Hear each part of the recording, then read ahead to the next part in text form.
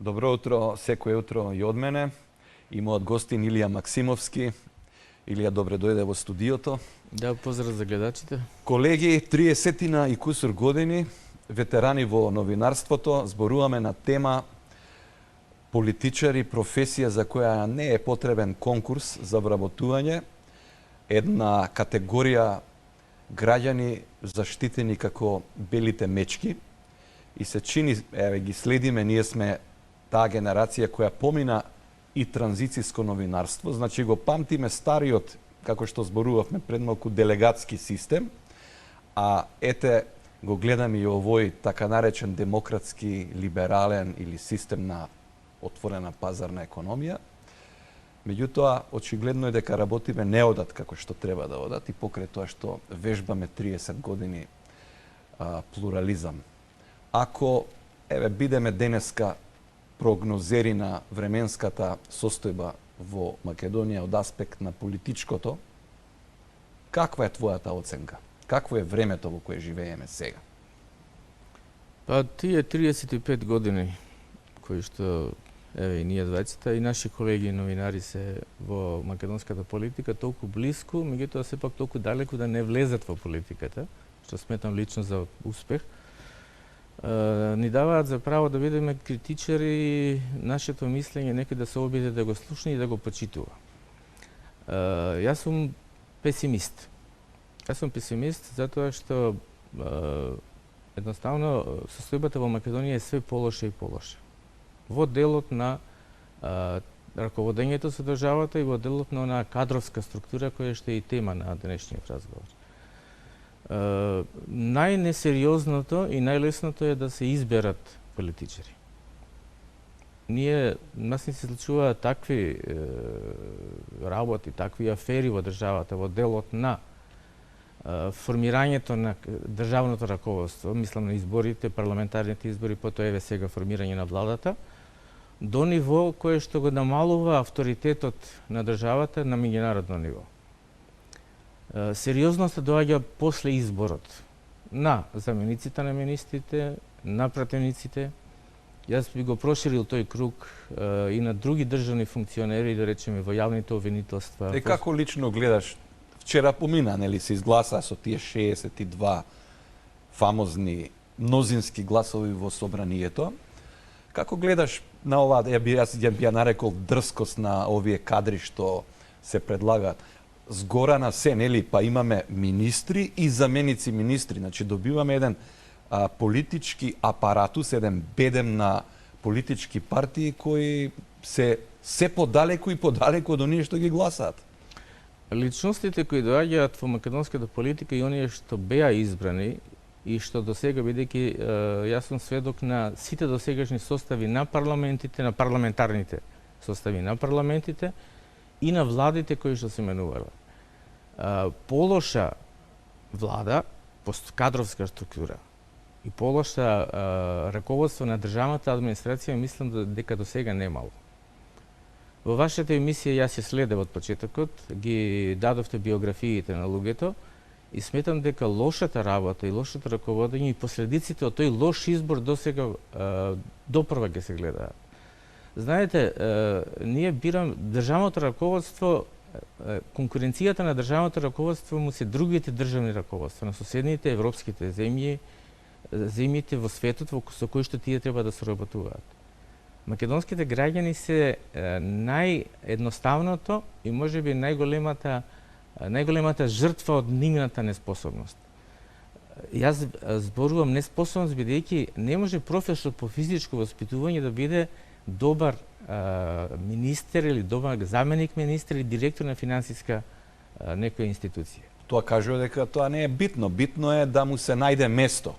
Нели, партијата која тој ја представува да го позиционира, тој да се има платичка, кабинетче и така натаму, и ние тоа ќе си го плаќаме. А резултатите? Јас сосема сериозно тврдам дека работата е многу посериозна отколку едноставно сместување на одреден човек на одредено место, кој што првото ниво е да си го обезбеди сопствениот комодитет, да биде државен функционер, да има лични привилегии. Второто ниво на сериозност е последиците од неговата работа врз граѓаните, бидејќи тој ќе носи погрешни одлуки. Третото ниво е стравот кој што државните раководители, министрите, замениците, министри го имаат набиено во државната администрација, дека доколку не се постапи по нивниот налог, без разлика дали е тој законски, незаконски, логичен, нелогичен, однапред се очекува дека ќе има негативен ефект. Ја дури би го проширил опсегот и на пратениците. Имаме пратеници кои што, да ми простат, поима немаат какви закони носат. Они терминолошки не ги разбираат законите, односно суштината на законите кои што ја носат. Сметам дека работава ќе биде многу посериозна и Македонија со ваква влада и со таков начин на бирање на тоа е државно раководство. И досега влегува во уште потешка криза. Македонија е во криза. Да не се залажуваме и да ја користиме короната како изговор дека се друго е на второ место, ние сега треба да се бориме со короната. Македонија е во сериозна економска криза. Па короната ни лапна околу 700 милиони до милиарда отприлика. Само короната. Огромна сума за една сиромашна држава како Македонија. Тоа е речиси третина од буџетот, нели годишниот буџет на државата. Уште поголем проблем е што луѓето кои ќе ја раководат и кои што психолошки се надеваат дека ќе раководат 4 години оваа држава, бидејќи ако внимателно ги слушате изјавите на политичарите, односно на луѓето што доаѓаат од владата, они повторуваат дека ние ќе раководиме 4 години. Они се преплашени дека нема да го издржат целиот мандат. Тоа фројдијанска грешка велат. Да, подсвестата издава. Јас така тоа го сфаќам. Они ностоп повторуваат дека ние ќе владееме 4 години. Короната е само идеолошко, политичко и во случајов... Да, Илија, морам да те прекинам тука. Меѓутоа, првите конфликти внатре коалицијата не доаѓаат за некои си идеолошки прашања или програмата економска која оваа влада некако ќе треба да ја турка и не е баш јасна каде ќе ја води државата, се околу распределбата на министерските места, директорските места, значи кај што се парите. И тоа дава нели многу лош сигнал кон према надвор кон јавноста. Видете, Македонија во случајов... Чи сите се тепат за пленот, за парите. Македонија во случајов е во тешка финансиска состојба. Таа милиарда што вие ја спомнавте дека е потрошена, или близу милиарда, како изговор за совладување на кризата со короната, е само дел од финансискиот товар. Пропаѓањето на едната банка, која што наведум било изненадување. Во ниту една сериозна држава не може пропасна банка да биде изненадување. Под прашање, пред неколку години објави книга токму за ТАТ, таа пирамидална штедилница која лапна десетици милиони. Сега кога од таа дистанца би анализирал Евростандард банка, има некои сличности? ТАТ беше многу потешко од десетици милиони. Иако беа објавени официјално 280 милиони марки, во ТАТ имаше многу повисок капитал. Тоа е едниот одговор. Вториот одговор е дека луѓето кои беа главните актери во ТАТ се уште се главни фактори во македонската економска политика, во економско функционирање на државата. И третата работа е дека Евростандард банка е само вовед во сериозна банкарска и финансиска криза во Македонија. Јас дури од новинарска позиција би му предложил на господинот Трифун Костоси, кој што е искусен човек, во тоа каде ја почна својата кариера, што све работел, бил градоначалник, со какви финансиски ресурси располагал, да дозволи да се формира независна новинарска екипа која ќе ги испита пропаѓањето на Евростандард банка. Нека повели јавно, нека одговори со сите законски ресурси да испитаме неколку новинари, бидејќи јас сум работел и меѓународни проекти и мои колеги во Македонија. Во Македонија има способни новинари. Меѓутоа работата е што не им се дава да се работа. Или ако влезат во темата да ја истражуваат, до одреден момент потоа ќе се стопираат, нели, каналите на информации? Па видите, информацијата веќе не може да се запре. За такви теми како што е Евростандард банка и банкарското функционирање во Македонија, зошто системот не реагирал кога почела кризата во Евростандард банка? Бидејќи тоа не се скриени информации. За меѓународната јавност е прашање зошто македонскиот државен и политички систем не реагирал пред да се случи пропаста на таква банка. Тоа е прашање кое што може да се одговори и јас се сомневам дека една професионална група на новинари ќе може некој да ги сопре да го почнат и да го завршат тоа истражување. Меѓутоа, прв човек, повторно ќе го спомнам, е сопственикот на Евростандард банка кој има интерес таа дилема да се разјасни. Иако сум благ песимист дека многу мистерии во Македонија како што е и ТАТ се уште не е завршена. ТАТ во стечај најпрво им постоеше, па не постоеше, па колку пари имало, па кај отишле парите, па колку злато има. Ми е чудно што и многу брзо се дојде до таа стечајна постапка во Евростандард банка. Обично во Македонија стечаите се одвиваат бавно, треба да помине време, барем јас, например, се сеќавам во ТВ Нова кај што работе претходно, предолго траеше пред таа постапка да се официализира, сега е веќе почната и кој знае до кога, до недолго ќе трае. Тоа е најдобар знак дека нешто се крие во Евростандард банка. Што брзо дојде стечајната постапка. Новинарскиот чувството. Јас книгата за ТАТ, која што ден денеска ја бараат и се анализира од сите аспекти, ја напишав само врз основа, имав мотиви, меѓутоа директниот мотив беше кога ми рекоа дека банка во Македонија се откажала од поборувањето на украдени пари. Дека не барала да ги вратат парите. И почетокот беше тука, исто како во Евростандард банка. Так.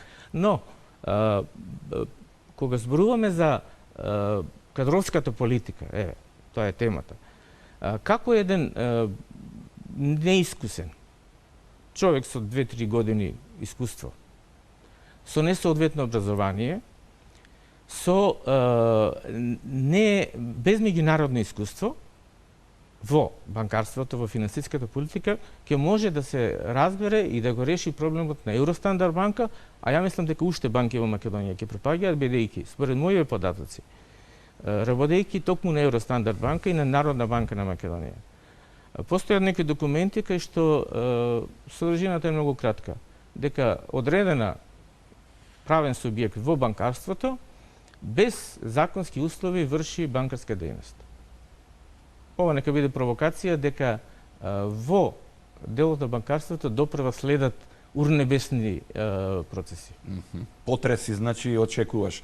Добро, интересна ти е ова чувство да го осетиш земјотресот пред да се случи. Јас би одел седна на друга линија, бидејќи и двајцата сметаме дека оваа влада е на стаклени нозе и дека оди кон брзо паѓање. ВМРО, ДПМН како со своите опозицијски помали партии веќе се на улица и мислам дека ќе го засилуваат притисокот. Но ајде да видиме според мене каде лежи оваа слаба влада. Си бил во Германија, си истражувал и тамо некои теми, мислам дека со азилантските центри имаш една од тие истражувачки приказни. Веројатно некојаш ќе ги гледаме тие во Македонија.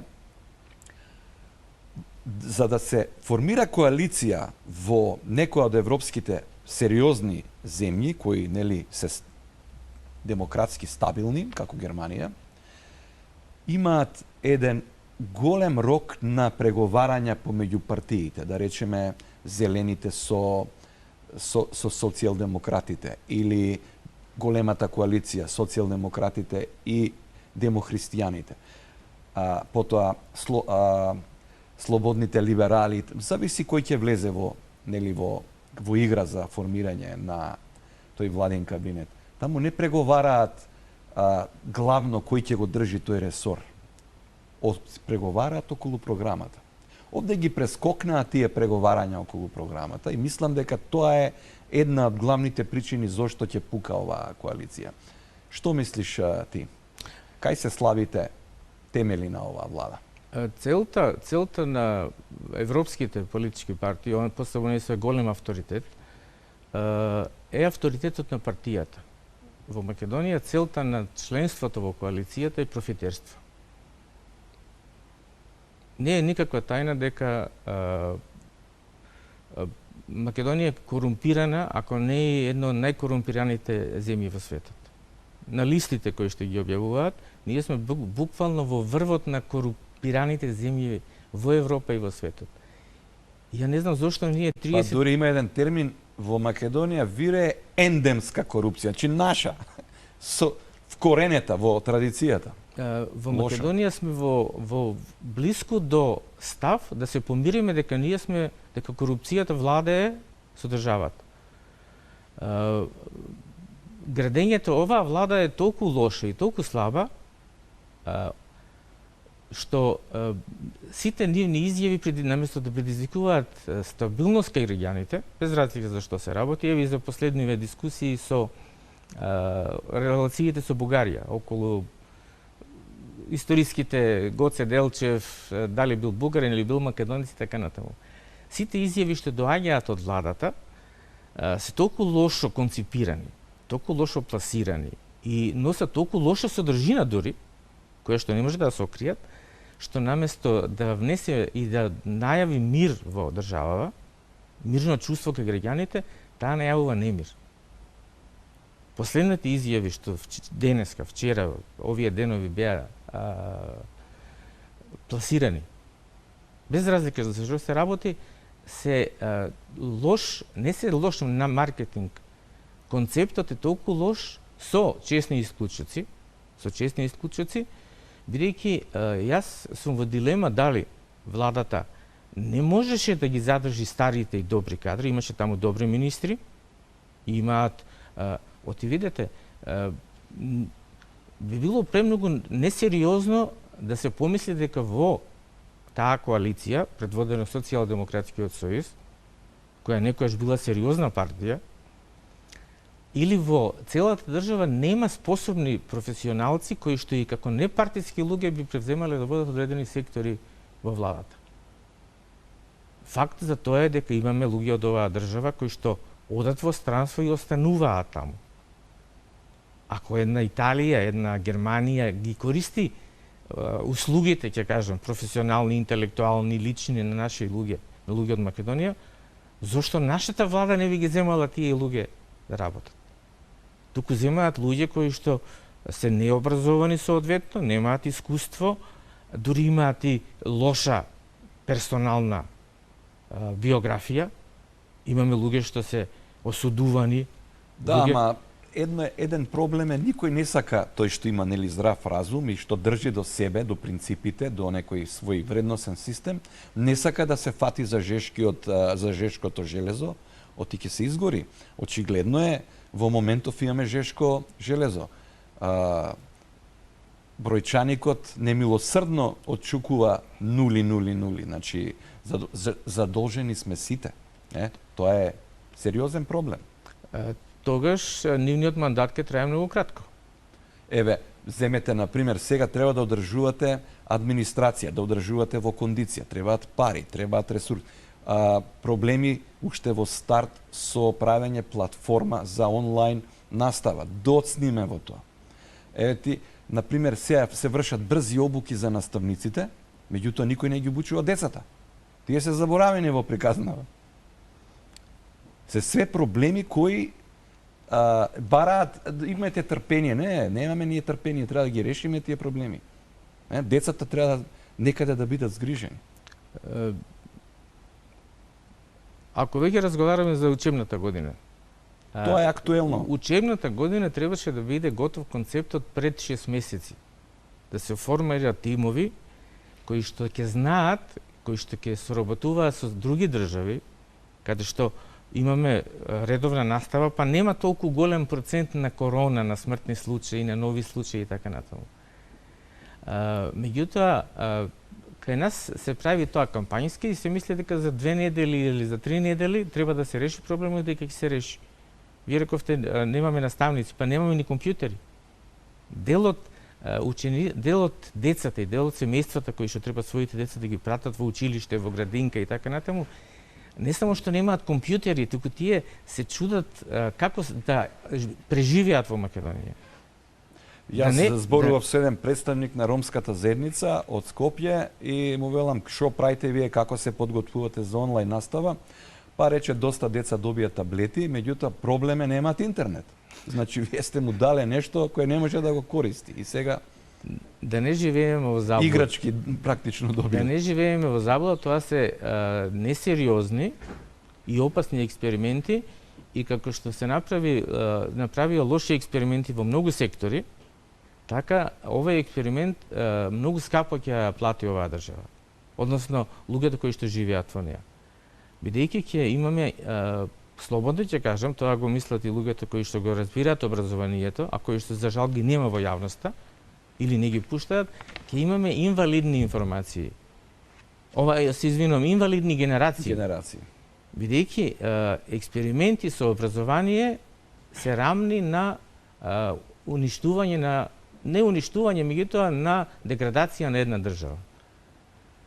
Илија, јас се обидов да го скицирам портретот на македонскиот политичар. Честните исклучоци не се тука, ги има, секако има позитивни примери.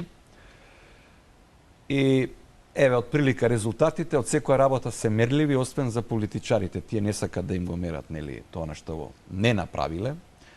Политичари заштитени ѕверки за кои не важат законите, не важи законот за потекло на имотот, значи не знаеме за колку ќе се збогатат, па дури и некои ќе кажат јавно се збогатив, ама тоа беше нормално, не? Крадевме, ама имаше и пола остававме за другите, за народот. Политичари се луѓе кои земаат плата, а не работат, нели, рамковни вработување и така натаму. Сето тоа е тешко за слушање, не иритира како, нели, луѓе кои сакаме нормален живот и да оди оваа држава напред. Нели, ние сме песимисти не толку за нас. Нашето полека поминува за децата. Каде е чарето од сето ова, тука да го завршиме? Има ли излез од оваа состојба? Чарето е многу кратко. Или луѓето кои што живеат во оваа држава ќе најдат начин како да ја уредат, односно прво да ја санираат државата. Дали тоа представува менување на влада или завршување на незин мандат, и тоа е во опција, или меѓународната заедница ќе не остави да пропаднеме до крај, а потоа тие да ја земат и да ја раководат државата. Во суштина. Ние и сега имаме представници од странство кои што влијаат да не правиме многу глупости. Тие се тука во Македонија со нив се контактира, меѓутоа нивото на совест што владее кај политичарите, нивното однесување, неказнивоста на делата кои што вие ќе кажувате, недоприливоста на луѓето што се во политиката, без разлика дали се во опозиција или во власт и така натаму, и многу поголема критичност и многу поголема јавна критика на раководењето на државата. Бидејќи многу случаи, вклучително и она последна опомена нека не биде што се случи во СЈО. Специјалното јавно обвинителство е лицето на Македонија. Наместо да го да биде орган кој што ќе ја санкционира корупцијата, таму се случи таа самата да биде водство на корупцијата. Таму имаме предмети како што е, например, Монструм. Монструм 8 години трае судењето. Таму имаме предмети кај што се вртеле милиони евра. Парите ги нема. Македонија станува урнек на тоа како држава пропаѓа или како Европската Унија во една експериментална лабораторија, кај што ние сме лабораторијата, да ги спречи и да ги санкционира негативните државни појави. Клучот, врвот на тоа се политичарите, односно луѓето кои што доаѓаат таму за профит, а не за државно раководство. И мислам дека нема потреба од некакви не радикални, меѓутоа постојат механизми и сите што мислат дека ќе може да го сопрат тој процес. Со некакви, како се викаат тие картички? Ваучери или... Ваучери од 50 евро. Да. Тажно е. Мене ми е тажно кога ги гледам луѓето како стојат пред банка и како чекат да им дадат 50 евра. 50 евра тие ги користат за да однесат леп дома. Тажно е како клучен сектор во кризата со короната да се спомиња туризам, дали тамбурашите во на свадбите пееле или не пееле и дали работеле златарите кои што продавале бурми. А никој не разговара, од владата зборува. Владата кога зборува за кризата со короната во македонската економија, не го спомиња банкарството. Мораше заради Евростандард банка. Не ја спомина енергетиката. Не ја спомиња тешката металургија, тешката индустрија. Така. Тоа што не го спомиња рударството кое што е кое што е темел на државата. Не ја спомиња кризата во судството. Во судството се губат милиони евра, има предмети со милиони евра, никој не спомиња зошто тие пари судовите не носат одлуки да се најдат и да се вратат. Дури се прави политички експеримент и политичка лабораторија, да речеме, ја ќе го спомнам најслободно случајот Тенк, заради кој што премиерот Груевски е осуден и наводно заради Тенк отиде во странство. Во случајот Тенк, во случајот Евростандард банк, еве во случајот Тенк конкретно, има аспекти кои што се уште неистражени. И тука се враќам на првата тема.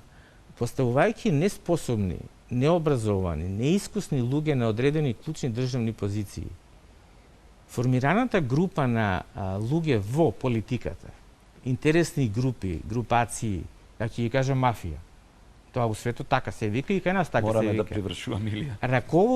Раководат со државниот врв. Лесно се работи со неискусен човек, лесно се работи со необразован и човек што не знае што. Еве, тука да завршиме, затоа и ни се случи Никола Груевски да биде политички азилант. А ние може да зборуваме овде што сакаме, дека нашиот систем обвинителски судски е окей, меѓутоа некои видоа големи пропусти и тој има таков статус. А има и други, нели, кои добија, имаше еден во Шведска и шведскиот тамо правосуден систем рече дека тамо не може да има фер судење и така натаму и така натаму. Темата, драги гледачи, е голема, болна е. Се надеваме дека оние што се опозиција секогаш интересно се на вистинската страна, на страната на граѓаните, кога ќе дојдат на власт забораваат на тоа, ете тука некаде е таа тенка линија меѓу власт и опозиција, морално и неморално, тој вредносен систем така се тестира.